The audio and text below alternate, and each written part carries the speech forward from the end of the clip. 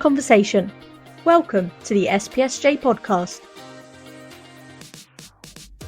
Today I'm joined by Grace, who's met up with our vicar Andy Morgan and his wife Claire to give us an insight into what it's like to be a vicar and a vicar's wife, the challenges, the struggles and the joys that come with it.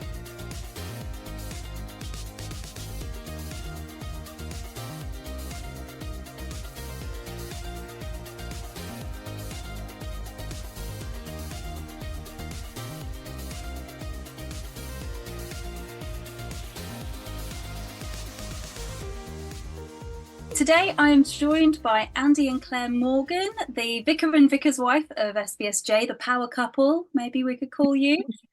Welcome, thank you for being here today. Thank you for having me. It's very strange being on this side of the interview table. Yeah. Yes, I like it. I'll be very gentle with you, so don't worry. So this year you're celebrating 10 years of ordained ministry, Andy. Which is a fantastic milestone and a really good excuse for us to reflect a bit on that time and maybe what's coming up in the future. But just for anyone who doesn't know, can you explain to us, what does ordained ministry mean? It's a good question. I think I probably know more of what ordained ministry means after 10 years than perhaps I did when I went into it. There's probably a few things that you're not aware of, but in essence the idea is that the church recognizes some people are called out of just being an ordinary person in the pew, so to speak, who helps out occasionally, to actually there's a calling for you to be doing more in an official capacity within the role of the church. And so some people then go off to train and get ordained, which means they wear the dog collar and they become a deacon for the first year, and then they have a second ordination where they become a priest. So that's what ordained ministry is. I think I realise now it's also you're kind of fully committing to working for the Church of England. It's probably one thing I didn't appreciate as much at the start of this. So that's what ordained ministry is in the Church of England. Thank you, that's really clear. So 10 years of wearing the dog collar specifically. And Claire, what does being married to somebody who is ordained look like? What has that meant for you? Well, I think I'm still in denial that Andy is the vicar, and it often shocks me when he wears his robes on a Sunday morning at the early service. That, oh goodness, he is a vicar, he's the leader of this church, but I'm super proud of him. I think it's an amazing job for him to be doing, and it's suited personality, serving people, serving God, and just loving people well. And yes, it's a privilege being here, isn't it? A privilege doing this job. I think it shocks a lot of people actually in Hereford, doesn't it? Yeah. So I think for a long time my predecessors were all people who are coming towards the end of their ordained ministry, so in their 60s, kind of so classic older gentleman, white hair. So you've developed white hair. Well, the white hair has come very quickly in these last 10 years, but I'm for those who aren't from Hereford, don't know me, usually I don't wear my dog collar when I'm walking around the city, just wearing a normal shirt. So it's been really interesting actually. I think that the city have adjusted, haven't they, to someone who's a bit different. Definitely. Wonderful. And what did life look like before you followed this calling to ordained ministry? Andy had a so-called proper job. We both had proper jobs. Yeah, with a mortgage. And busy lives. Yeah, we used to help out a lot at church, didn't we? Doing various things. We planted a church before I was ordained. Yeah. It just looked like most young couples, I guess. Yeah, absolutely no different at all, was it? You worked in a school. I worked in various office jobs, in projects. Typical 9 till 5, we come home and then help out with lots of clubs and stuff in evenings and weekends. Yeah, definitely. But we've always served in some sort of way in church. It's always been such a big part of our lives ever since we met. I met Andy on a gap year in Walsall, not in the Midlands, not abroad like everybody thought. But and it's just been sort of the next thing in our relationship, isn't it? Well, since we've been together, really. Yeah, so we found when we first met, we found out we were going to be doing youth work together, didn't we? Both working voluntarily with 11 to 14-year-olds on a Sunday morning. So we used to run that group together, which is how we got to know each other, isn't it? I had to deal with God. Lord, if I get married, it's got to be with a Welsh person because I want Welsh children, and Andy was the first one I met in all my gap year. So yeah, got to be faithful from the beginning, I think. Wonderful. So from the outside, then you probably looked like you had everything sorted, and you had your jobs and you had your mortgage and everything ticking along nicely. Was that call to become ordained, was that quite sudden? Did it take you by surprise, maybe? I think there's quite a few people waiting years, weren't they, for me to come forward. I mean, so no one in my family's any prior experience of church leadership anywhere, really. Most of my extended family, no one goes to church at all, really. So it's not in the DNA like it is with some people. And your mum and dad, although they're heavily involved in church, certainly not church leaders either, are they? So yeah, so we were kind of happy just getting on with what we were doing at the time. Then I had an opportunity to work for the church that we were planting. So I took that opportunity. I was working for Lichfield Diocese at the time doing that, but not with the dog collar. And we were kind of happy, really, I think. And, things were going really well. But I got to go on things like clergy conferences, which when you're not ordained, being surrounded by those people who are ordained is an interesting experience for a few days. So lots of people kept saying, well, have you thought about being ordained? And I used to get quite grumpy in my response. I used to think, well, I'm too busy getting on with it to even contemplate it. Why do I need a dog collar around my neck to do what God's calling me to? Was my attitude at the time. And I got so fed up with it, I just said to God, made a deal to say, look, Claire's not from an Anglican background, Church of England background. So if you want me to even consider it, you need to tell her. And just left it at that. And then we were walking on a beach one day, weren't we, down in Devon on holiday with our dog at the time. And Claire just turned around and said, so have you thought about it? And I said, thought about what? And she said, ordination. And I was like, oh, no. And then from there, I think it was literally within 5 months or something, I think we were at theological college. It all happened really quick for us. So, I know some people can spend years and years going through it, the process, but it all happened very quick, didn't it? Yeah, definitely. And we loved Bible College. It was just amazing to be around a community of like-minded people who were looking forward to serving God full time. And then, we kept in contact with lots of people. And they've just been really good support over the years, haven't they? Yeah, it's a bit of a shock, wasn't it? Because we dropped from 2 salaries, 2 proper jobs, to basically a really small allowance.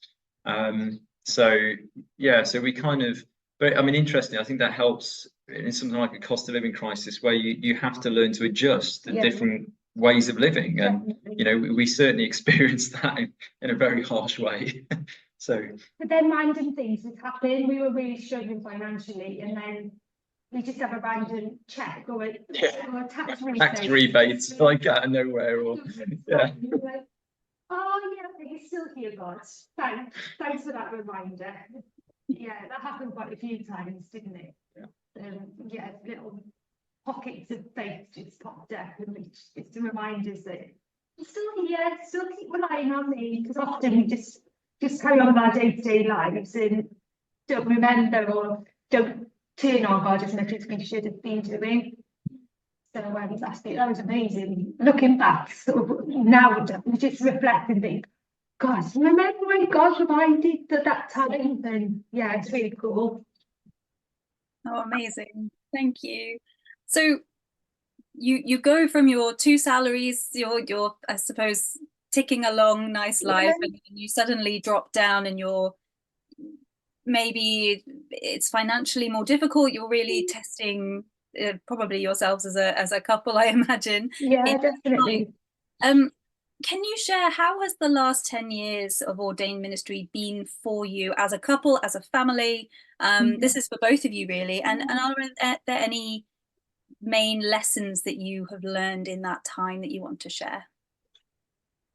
So I think just to explain, so when I got accepted to train for ordination, and we had to go off to full-time residential theological college to do that. So it meant that we ended up moving house 3 times in the space of 5 years, which was really hard because you kind of make friends, you settle, and then it's time to start looking where else you're going to move to next. So that was really hard. When I did start my curacy, so when I got ordained and then started my curacy, that's when we also then about a month in, I think, wasn't it? 2 months after being ordained is when we had our child. So that was an interesting experience to kind of become a dad as well as an ordained minister within the space of 3 months or something was a real challenge. Quite far from my parents in Wales. I needed my mum more than anything. I'm not sure people, when you're a child, you just I just wanted my mum nearby. And it was really hard living so far away. And then, not knowing anyone at that point particularly. And then Andy's dad sadly passed away as well while we were in curacy. And it was just a really challenging time, wasn't it? Yeah, there was just so much going on, wasn't there, really? And just so much adjustment that happens, isn't there? Birth of a new child, new house, new job. Like all those big things all at the same time to the system. And I got really poorly. I always suffered, like my mental health really, really suffered. And I've been sort of hiding it away for so long. But then when we did move to Hereford, there was a bit of I had quite a big breakdown. And I was just so fortunate. Like the NHS were amazing for me. They really dragged me out of a dark place. And like mental health, I know it's a big topic of conversation, but I think for me, we haven't got it together. You said at the beginning, we're the power couple, which is such a compliment, but we still have rubbish happen in our lives. Like we still get hurt, we still have emotions and feelings, and bad things still happen to us, even though we're seen as these super spiritual people. We're just human, like we just are human beings, and stuff happens, but we just trusted in God and have just learned to trust in Him with everything, with our child, with our job, with our mental health and our relationship. It has been hard though. Like I think curacy was a challenge. A challenge because as I say, some of the stuff going on between parents, my dad dying. Living in what was a challenging area as well. But in other sense, curacy, because you're not the person responsible, was, there's a lot of good times, wasn't there? I think being the vicar was a real difference and an eye-opener because you're the person responsible and there's nowhere to hide. And when there's other stuff going on, as well-meaning as everybody can be, and you're wanting to kind of take care of your family, everything else still has to get done. Yeah, definitely. And that's the real challenge, I think. The phone always that we've rings discovered. at 5 o'clock as well. Well, or in the evening, just as you're sort of like just chilling out, somebody rings. You're like, oh no, please go away. It's just part of it. I always hear that being a minister, being a pastor, is one of those jobs where there just aren't boundaries really. That's true. You have 9 to 5. You have so much pastoral responsibility for people as well. You can't just turn someone away. Can't switch off. How have both of you, it impacts you as a family, not just you, Auntie, but how have you been able to maybe juggle or try to balance out and set boundaries whilst you've been? I would say that's probably one of the hardest things is setting boundaries, because we live in community. We live next door to the church. Our child goes to the local school. We walk into town, we see people, and we really love that community being. But sometimes you just want to go into town without brushing your teeth and not brushing your hair and not seeing anybody. But you're bound to be point them into somebody then, aren't you? Always. But we love being here. Yeah, no, I think the hard thing is it takes time, doesn't it? So I'm thinking back to the two previous vicars that they had here. Oh, The previous vicar, I think, pretty much dealt with it by shutting the gate of the Yeah. driveway, and the house was Definitely. theirs. You know, Yeah. that was their safe place for him and his wife Exactly. and their family. And you know, there's a separation that way. The person before that, I think the parish office was in the vicarage, you know, and it was like anyone could come and go anytime. So we kind of we didn't want to shut everybody out, but we didn't want to go to Extreme. come in whenever you want, doors open kind of attitude. So yes, I think it's interesting. I think boundaries is one of those things that you're just constantly working on to try and get right, isn't it? Yeah. And it always changes Yeah. often, so our Yeah. boundaries will need to adjust to what season you're in life. At the moment, like I mentioned, our child's in the local school, so we just let our kids over for play dates and Bible study with some of the mums, and that's really important to us to build that community. But then we just want to protect our child, so we don't, like you'll notice we haven't mentioned the name, which most people do, but that's really important to us to protect him as well. well, and to remember To him. that this is his house too. Yeah. This is his family home, and Yeah, he needs actually to be sometimes protected. he doesn't want people coming over, and we need to respect that too. So Yeah. it's a balancing act all the time, isn't it? I think alongside the boundaries then, I think is one of the things I'm realizing more and more is you've just got to have incredible self-discipline, really, I think, Yeah. to know when enough's enough and to stop for the evening, or actually And when to stop a conversation. oh yeah. Yeah, I often say to Andy, I'm done, stop talking about it, move on to something else. And we're quite strict. And when we go on holiday. Sometimes too strict, sometimes be a bit more And sympathetic. when we try, and it's very hard to take Andy's day off, but when we try and make family time quite important and not answer your phone and check media and stuff. Yeah, I mean, I think that's interesting. That's hard in a setting like Hereford, where we're 40 minutes away from anything, Yeah. because when you have a day off, well, where do we go? What do we do? Because everyone knows us, and you bump Everything's into expensive. people, and you know, so unless you drive deliberately to go somewhere, or you stay kind of cocooned in your house, Yeah. actually it's quite difficult to go out because you will bump into people who might ask you questions, and so that's interesting. Yeah. But we were really fortunate, like we said, when we had good jobs, we bought a house and we were very grown up, which we sold during lockdown, which was just after lockdown. So we just bought a little bolt hole, so which has been such an amazing. Nothing extravagant. Nothing extravagant, no, not a big cottage or anything. In a little place by the sea, close to the beach.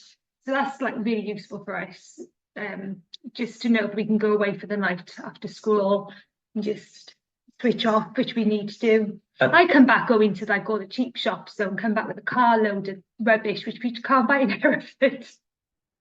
I think one of the things to be really reflecting on recently, actually, is, and chatting to a couple of other videos about this, is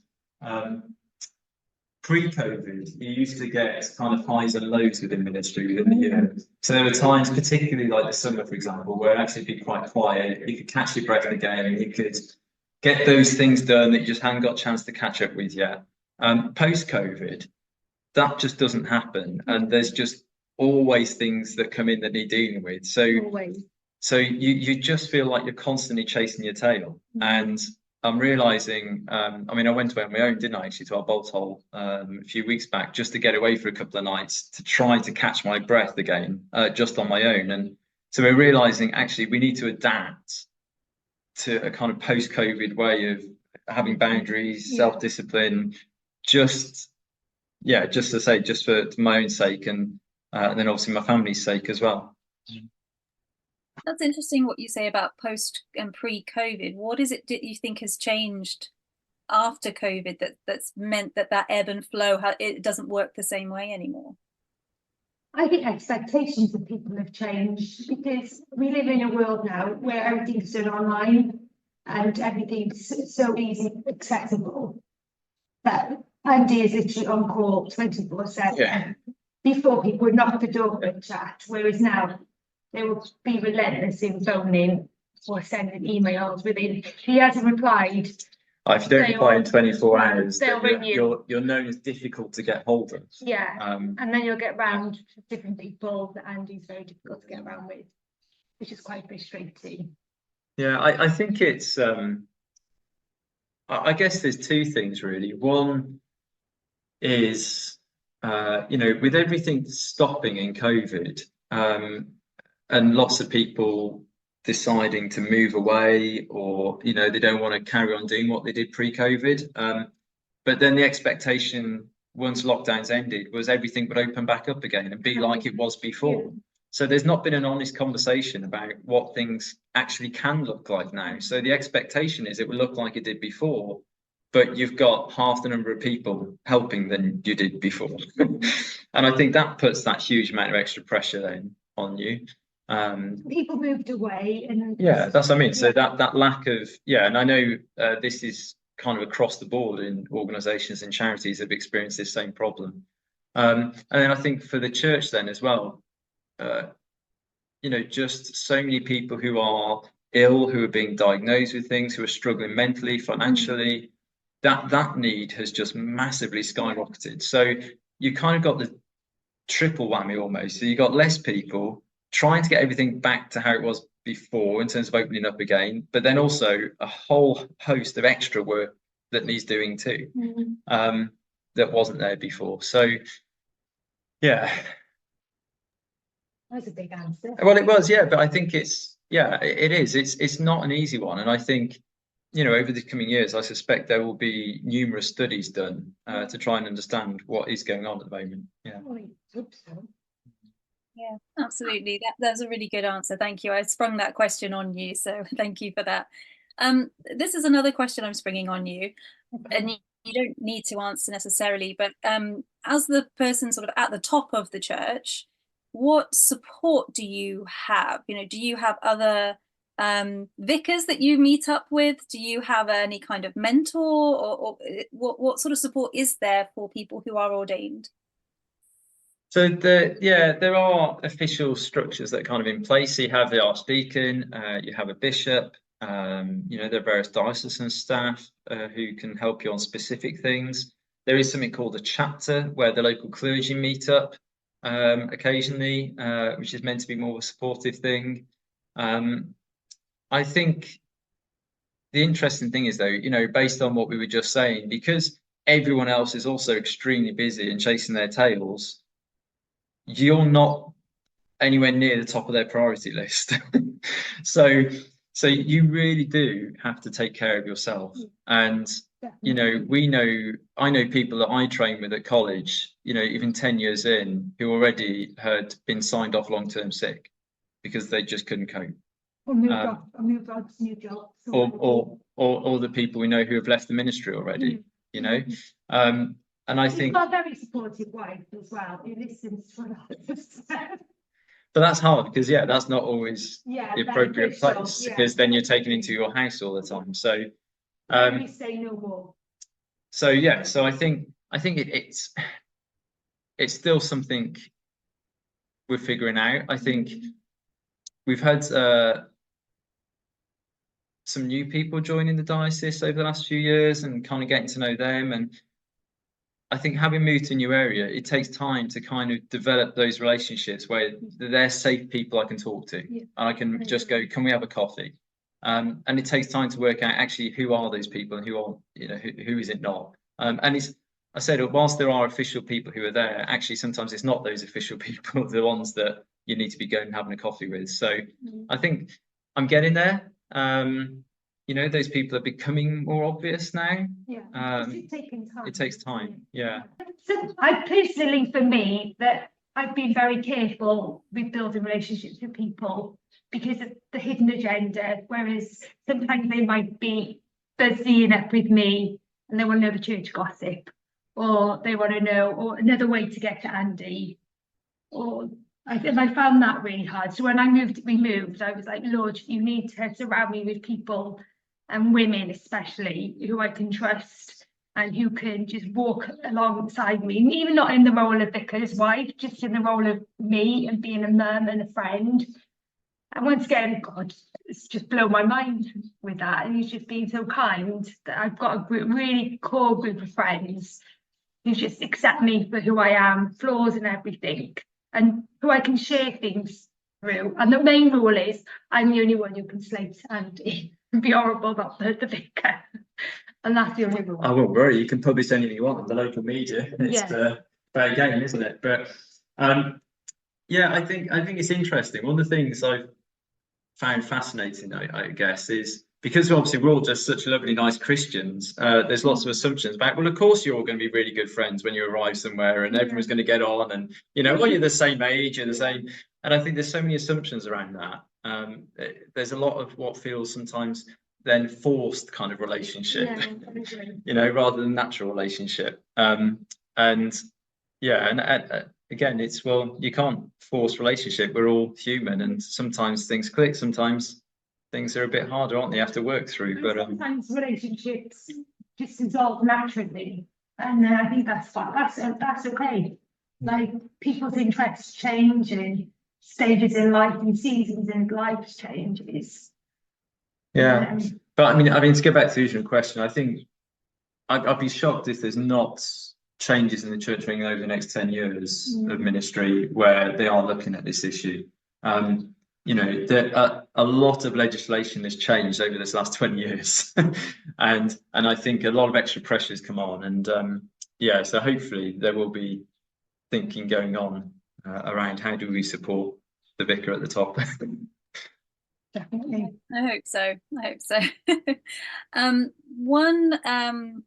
We have a question that one of our church members put to us, which is the best and worst thing about being a vicar or a vicar's wife. Now, you've I think highlighted to us loads of the challenges as well that there are, and I think that's really interesting for people who aren't ordained to get an insight into the sort of balancing act that's involved in a role like this. Not just for the person who's ordained, but for the whole family. So that's really good. So maybe I'll change the question to, what's the best thing about being a vicar and about being a vicar's wife? So I think for me, it's just quite surprising, I think, just how much influence you can bring to change things. And so when you've kind of worked years on something, and then you're kind of just suddenly find yourself watching and you just think, wow, this is amazing. You know, examples like our church school that we've both done a lot in and invested a lot in, you know, has got outstanding with Ofsted last year, and it's just wonderful to see the school flourishing. I remember sitting at the back of our last community carol service back at Christmas time, and it was just wonderful afterwards. The buzz, the atmosphere, everyone just enjoying mulled wine and chatting, and you know, and just kind of, I literally just sat on the table at the back. I don't think anyone noticed, and just watched. And you know, it's really emotional to think this is why we do it.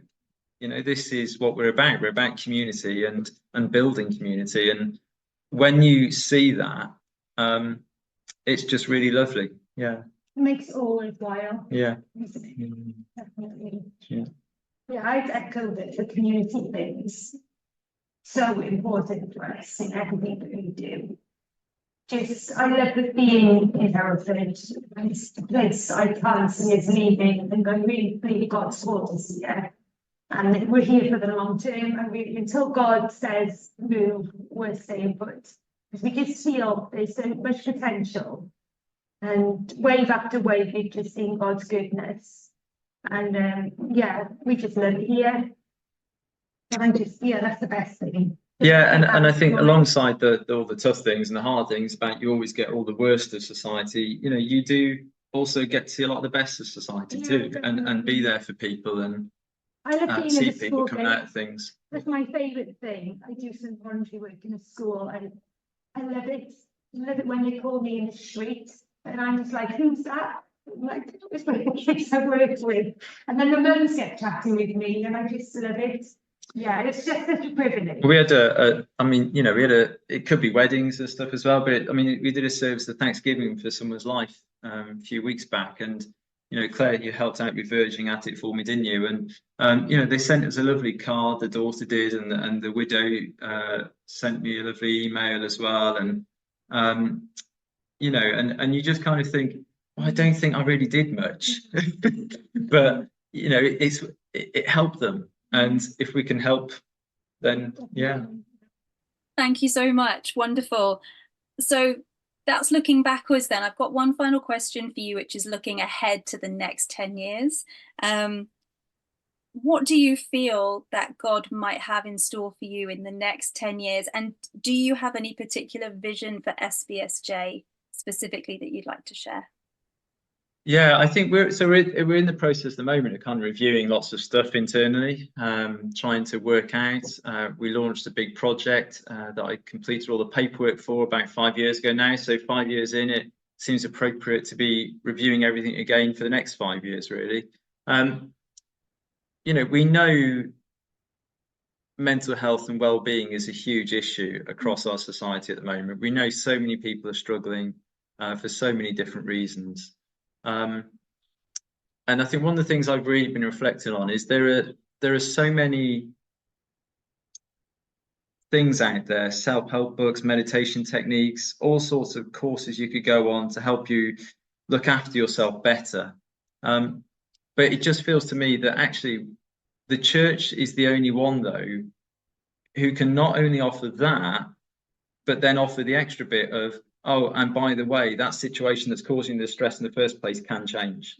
That's what Christianity is. It's hope that things can change. And, because we have a God who conquered death, that's not the end. It can be different. And I think that's what excites me really about this future season is not just being there for people, helping them to take better care of themselves, speak out when they may be not speaking to anyone at the moment. But then actually, through coming to know God, really believing their situations and their lives can be transformed. And then, as I say, go back to the best bit being a vicar, hearing those stories then of what's going on. I think for me, my whole thing is loving Jesus and loving Jesus well, and just not just showing Jesus in my everyday, but being Jesus. And yeah, just working with more parents and just being me, really. I'm not going to change for anybody because God has made me who I am. And just love Jesus well, and just hopefully that love will just shine through. And just also put myself out there a bit more, be a bit more brave, which I struggle with. Yeah. Thanks. I was thinking of the phrase then, for better, for worse, isn't it? Marriage vows, yeah. Did we say that? Yeah, we did. Okay. Yeah, we've also been married, how long? 20 years. 20 years. Gosh. 20 years. I know. As well as 10 years of ministry. 10 years of ministry. I know. 20 Looking years. forward to the next however long of ministry. We'll see what happens. But thank you, Grace. You've been a great host. Oh, thank you guys for giving your time and for being so honest with me as well. I think people will really enjoy listening to your reflections, and 10 years of ministry, 20 years of marriage. It's 30 years. It's incredible. I think from listening to you, I think we also maybe need a podcast episode on mental health and well-being as well. Maybe that's something to look into next. But thank you so much for your time, and we wish you every blessing for the next 10 years. Great. Well, thank you all. Thank you. Take care, everyone. Bye. Bye.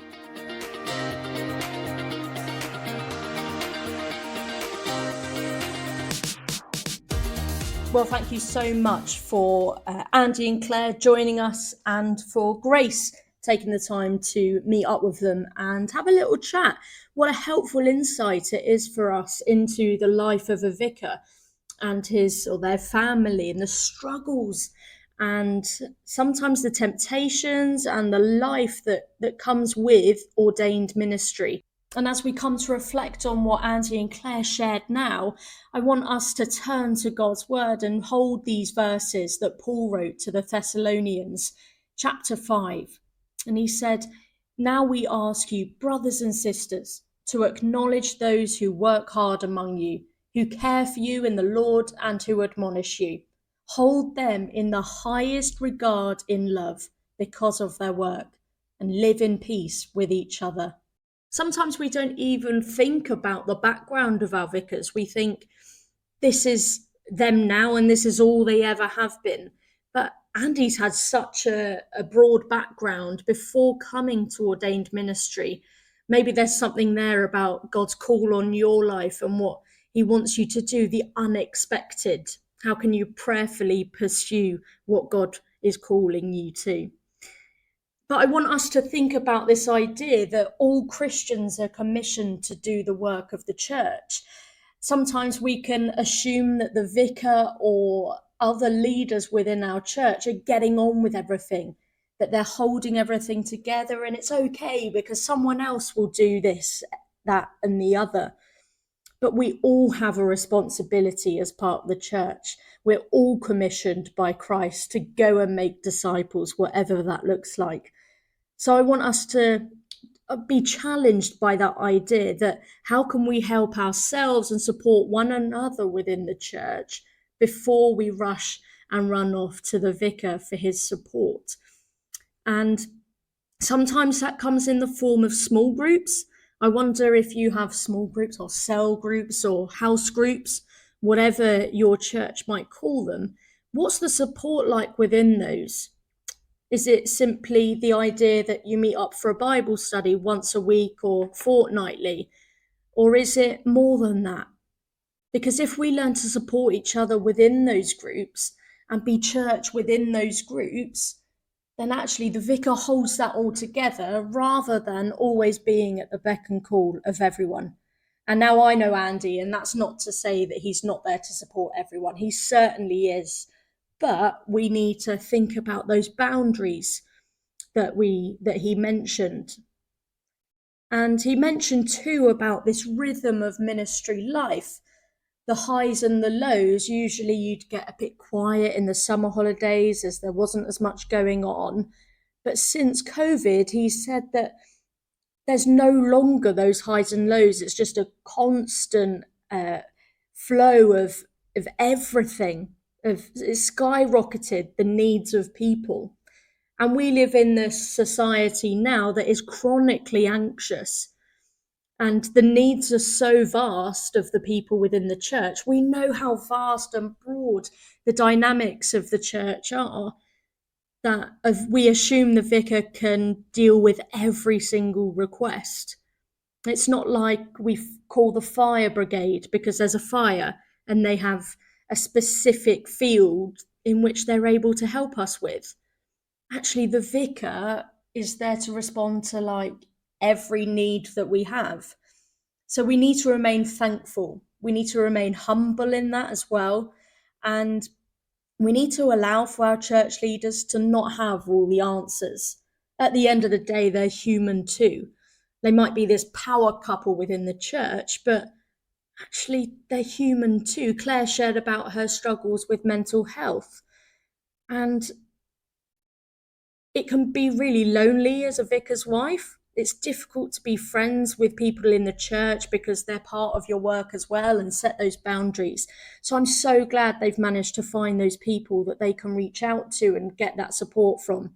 But we need to be praying for our church leaders, for our vicars, for their wives. We need to be kind to them.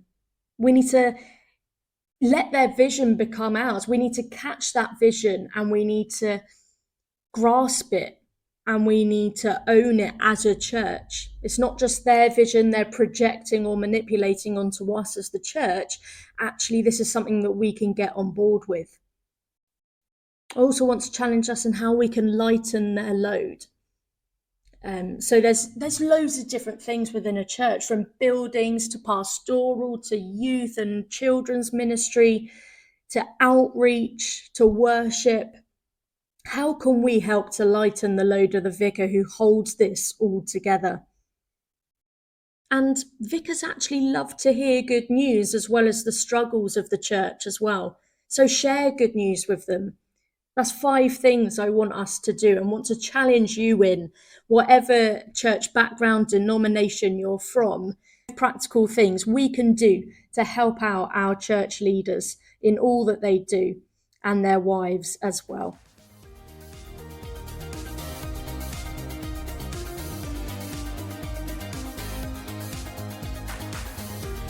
Thank you so much for joining us today. We hope this episode has got you thinking, and please share this conversation with someone as we continue to learn and grow together.